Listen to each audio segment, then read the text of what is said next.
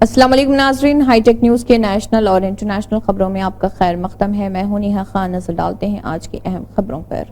Supreme court نے تعطیلات پر ججوں پر تنقید کرنے والے لوگوں کے رویے پر مایوسی کا اظہار کیا ہے۔ جسٹس دیپانکر دتا اور ستیش چندر شرما کی بینچ نے کہا ہے کہ چھٹیوں کے دوران بھی وہ آدھی رات تک درخواستیں پڑھتے رہتے ہیں، لیکن پھر بھی انہیں تنقید برداشت کرنی پڑتی ہے۔ جب سپریم کورٹ نے جھارکھنڈ کے سابق وزیر اعلیٰ ہیمنت سورین کو راحت دینے سے انکار کیا تو ان کے وکیل کپل سبل نے ایک درخواست کی، جس کے بعد یہ بحث شروع ہوئی۔ کپل سبل نے سورین کی ضمانت پر ہائی کورٹ سے 4 ہفتوں کے اندر فیصلہ سنانے کی درخواست کی تھی اور ہدایت دینے کا مطالبہ کیا تھا۔ ججوں نے کہا ہے کہ وہ ہائی کورٹ کے کام کاج کو کنٹرول نہیں کرتے۔ جسٹس شرما نے کہا ہے کہ زیادہ تر ہائی کورٹ ایسے مقدمات کی ترجیحی بنیادوں پر سماعت کرتے ہیں۔ جج اپنا کام کرتے ہیں، لیکن لوگ تنقید کرتے ہوئے اسے نظر انداز کر دیتے ہیں۔ علی گڑھ میں جہاں ایک طرف گرمی نے تباہی مچا رکھی ہے، وہیں دوسری طرف میونسپل کارپوریشن عام لوگوں کو گرمی سے راحت دینے کی ہر ممکن کوشش کر رہی۔ اسی ضمن میں میونسپل کارپوریشن نے علی گڑھ شہر کے مختلف چوراہوں پر مشینوں کے ذریعے ٹھنڈے پانی کی پھوار کا انتظام کیا ہے تاکہ لوگوں کو گرمی سے راحت مل سکے۔ علی گڑھ شہر میں یہ پہلی بار دیکھا گیا ہے جب میونسپل کارپوریشن گرمی سے راحت دلانے کے لیے مختلف چوراہوں پر ٹھنڈا پانی برسانے کے لیے اینٹی اسموک گن کی طرز پر مشین کا استعمال کر رہی۔ علی گڑھ میں درجہ حرارت 42 ڈگری کو پار کر رہا۔ گرمی سے لوگ کافی پریشان ہیں۔ ایسے میں میونسپل کارپوریشن کی جانب سے شروع کیا گیا یہ اقدام عوام کے لیے کافی راحت بخش ثابت ہو رہا۔ جھارکھنڈ کے سابق وزیر اعلیٰ ہیمنت سورین کو مبینہ زمین گھوٹالے سے متعلق منی لانڈرنگ کیس میں جھٹکا لگا۔ عدالت نے اس معاملے میں لوک سبھا انتخابات کے سلسلے میں سورین کو عبوری ضمانت دینے سے انکار کر دیا۔ سپریم کورٹ نے کہا نچلی عدالت اس معاملے کا نوٹس لے چکی ہے، باقاعدہ ضمانت کی درخواست بھی مسترد کر دی گئی ہے، اس لیے گرفتاری کو چیلنج کرنے کی بنیاد نہیں۔ اس معاملے پر عدالت میں بحث ہوئی تھی۔ سینئر وکیل کپل سبل نے ہیمنت سورین کی طرف سے دلیل دی اور اسسٹنٹ سالیسیٹر جنرل ایس وی راجو نے ای ڈی کی طرف سے بحث کی۔ کپل سبل نے عدالت میں سماعت کے دوران کہا کہ یہ 8.86 ایکڑ زمین کا معاملہ ہے اور ہیمنت سورین کا اس سے کوئی لینا دینا نہیں۔ تمام ریکارڈ درست ہوں تو کوئی تنازع پیدا نہیں ہوتا۔ بی جے پی نے بھوجپوری سپر سٹار پون سنگھ کو پارٹی سے نکال دیا ہے۔ وہ کاراکاٹ لوک سبھا سیٹ سے این ڈی اے کے امیدوار اپیندر کشواہا کے خلاف آزاد امیدوار کی حیثیت سے الیکشن لڑ رہے۔ پون سنگھ کے خلاف یہ کارروائی ڈسپلن اور پارٹی مخالف سرگرمیوں میں ملوث ہونے پر کی گئی ہے۔ انہیں بہار بی جے پی صدر سمراٹ چودھری کے حکم پر پارٹی سے نکالا گیا۔ بہار بی جے پی کے ریاستی ہیڈ کوارٹر کے انچارج اروند شرما کی طرف سے جاری کیے گئے اخراج کے حکم میں لکھا گیا ہے کہ پون سنگھ لوک سبھا انتخابات میں این ڈی اے کے مجاز امیدوار کے خلاف الیکشن لڑ رہے۔ ان کا کام پارٹی مخالف ہے۔ انہوں نے یہ کام پارٹی ڈسپلن کے خلاف کیا ہے، جس کی وجہ سے پارٹی کی چھبی خراب ہوئی ہے۔ پارٹی مخالف سرگرمیوں میں ملوث ہونے کی وجہ سے ریاستی صدر کے حکم کے مطابق انہیں بی جے پی سے نکالا جاتا ہے۔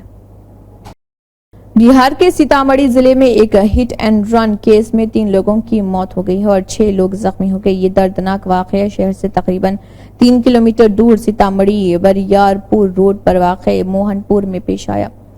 رات تقریباً 11:30 بجے ایک بے قابو ٹرک نے ٹیمپو کو بری طرح کچل دیا، جس میں 3 افراد کی موقع پر ہی موت ہو گئی جبکہ 6 دیگر شدید زخمی ہو گئے۔ تمام زخمیوں کی حالت تشویشناک بتائی جاتی ہے۔ مقامی لوگوں کی مدد سے پولیس نے تمام زخمیوں کو علاج کے لیے صدر اسپتال میں داخل کرایا۔ سنگین صورتحال کے باعث ہلاکتوں میں اضافہ بھی ہو سکتا ہے۔ اس واقعے کے بعد ٹرک ڈرائیور فرار ہونے میں کامیاب ہو گیا جبکہ ٹیمپو کے پرخچے اڑ گئے۔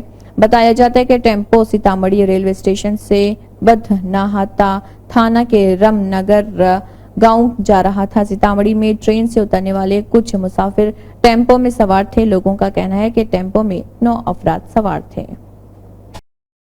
ہندوستان میں پیدا ہونے والے پالو آلٹو نیٹ ورکس کے سی ای او نکیش اروڑا کو 2023 میں امریکہ کا دوسرا سب سے زیادہ کمانے والے سی ای او کا درجہ دیا گیا۔ وال اسٹریٹ جرنل کے شائع ہونے والے ایک تجزیے کے مطابق ہندوستانی نژاد سی ای او ٹاپ 500 رینکنگ میں شامل ہیں۔ ایڈوبی کے شانتنو نارائن دوسرے سب سے زیادہ معاوضہ لینے والے ہندوستانی نژاد سی ای او ہیں، جو مجموعی طور پر 11ویں نمبر پر ہیں۔ رپورٹ کے مطابق اروڑا اور نارائن نے بلا ترتیب 151.43 ملین ڈالر اور 44.93 ملین ڈالر کمائے، جو کہ ٹیسلا کے ایلن مسک کی کمائی سے زیادہ ہے، جنہوں نے 2023 میں کوئی معاوضہ وصول نہیں کیا۔ میٹا کے مارک زکربرگ نے زیر جائزہ مدت کے دوران 24.40 ملین ڈالر کمائے، جبکہ ہندوستان میں پیدا ہونے والے الفابیٹ کے سربراہ سندر پچائی نے 8.80 ملین ڈالر کمائے۔ دہلی کے ایئر فورس پبلک اسکول سے تعلیم یافتہ اروڑا نے گوگل میں چیف بزنس آفیسر کے طور پر سب سے پہلے دنیا کی توجہ حاصل کی تھی۔ انہوں نے 2014 میں سافٹ بینک کے سربراہ کا عہدہ معاوضہ لے کر چھوڑ دیا تھا۔ یہ جاپان کے لیے ایک ریکارڈ کہا جا رہا۔ مدھیہ پردیش پر مسلسل بڑھتے قرض کے درمیان کانگریس کے ریاستی صدر جیتو پٹواری نے کہا ہے کہ ریاستی حکومت جائیدادوں کو بیچنے اور کرائے پر دینے کی تیاری کر رہی۔ کانگریس کے ریاستی صدر پٹواری نے ایک پوسٹ میں لکھا، ایک چونکا دینے والی معلومات سامنے آ رہی۔ 3,73,000 کروڑ روپے کی مقروض مدھیہ پردیش حکومت ریاست کی دیگر ریاستوں میں موجود ریاستی حکومت کے مختلف محکموں کی جائیدادیں بیچنے اور کرائے پر دینے کی تیاری کر رہی۔ محکمہ خزانہ نے بھی تمام محکموں کو خط لکھ کر پوچھا کہ کس ریاست میں کتنی جائیداد کس شکل میں ہے، اس کی قیمت کیا ہے، اور اگر کسی جائیداد کا عدالت میں کیس چل رہا ہے، کس طرح کا تنازعہ ہے تو اس کی بھی اطلاع دی جائے۔ انہوں نے مزید کہا ہے کہ وزیراعلیٰ موہن یادو نے وزیراعظم مودی کی روایت پر عمل کرنا شروع کر دیا ہے۔ قرض لینے کے بعد قرض آنا بند ہوا تو ریاست کی جائیداد بیچنے کا آپشن تلاش کر لیا۔ راجدھانی کو ہلا کر رکھ دینے والے گھاٹکوپر ہورڈنگ حادثے کی تحقیقات کے لیے ممبئی کی کرائم برانچ نے ایک خصوصی تفتیشی ٹیم تشکیل دی ہے۔ موصولہ اطلاع کے مطابق ایس آئی ٹی میں کل 6 افسران کی تقرری کی گئی ہے۔ یونٹ 7 کے incharge inspector Mahesh Tawde, D C P detection crime branch Vishal Thakur کی نگرانی میں ٹیم کی قیادت کریں گے۔ ایس آئی ٹی نے مرکزی ملزم بھاویش بھیڑے کے گھر کی تلاشی لی اور ہورڈنگ کے معاہدے سے متعلق کچھ اہم دستاویزات کو ضبط کیا۔ ملزم بھیڑے کے مختلف بینکوں میں کل 7 کھاتے ہیں۔ پولیس آفیسر نے کہا کہ وہ اس بات کی بھی تحقیقات کر رہے کہ ہورڈنگ کا ٹھیکہ کیسے حاصل کیا گیا اور اس سے کتنی رقم کمائی گئی۔ ایس آئی ٹی نے بھیڑے کی کمپنی میں تعینات کچھ افسران کے بیانات بھی قلم بند کیے۔ خیال رہے کہ گھاٹکوپر میں ایک بڑا ہورڈنگ گرنے سے 16 افراد ہلاک اور متعدد زخمی ہو گئے تھے۔ ہورڈنگ کے نیچے ایک پیٹرول پمپ اور کئی مکانات دب گئے تھے۔